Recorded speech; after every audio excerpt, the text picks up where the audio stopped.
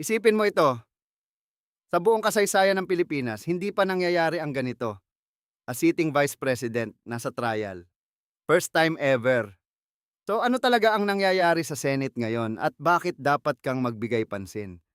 Si Sara Duterte ang kasalukuyang vice-presidente ng Pilipinas. At right now, habang hawak pa niya ang posisyon, nakaharap siya sa isang impeachment trial sa Senado. Hindi siya naalisin pa sa pwesto nandoon pa rin siya. Pero ang trial, nag-umpisa na. Ang impeachment trial ay formally underway na. Meaning, hindi na ito basta threat o balita lang. Both sides are already in the room. Ang mga prosecutor ay nagtatayo ng kanilang kaso, ang defense team ay sumasagot, at ang mga senador ang nakaupo bilang hurado. Ganyan ang setup. But here's where it gets interesting. Ang tanong na maraming tao ang nagtatanong, bakit ito malaking deal? Simple ang sagot pero malalim ang implikasyon. This has literally never happened before. Sa lahat ng mga vice-presidente na naglingkod sa bansang ito, wala ni isa ang umabot sa impeachment trial sa Senado. Wala, hindi isang beses. So what we're watching right now is genuinely unprecedented Philippine history, live.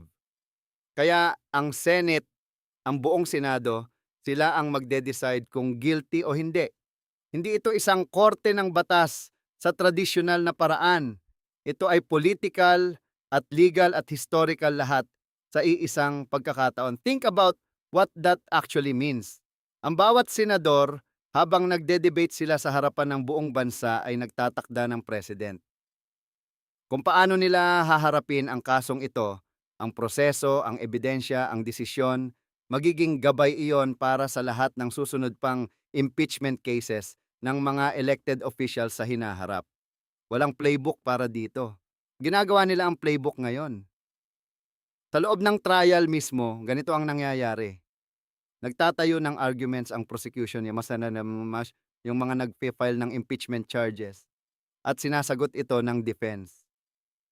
Pareho silang nagpapakita ng kanilang pinakamatibay na case sa mga senador.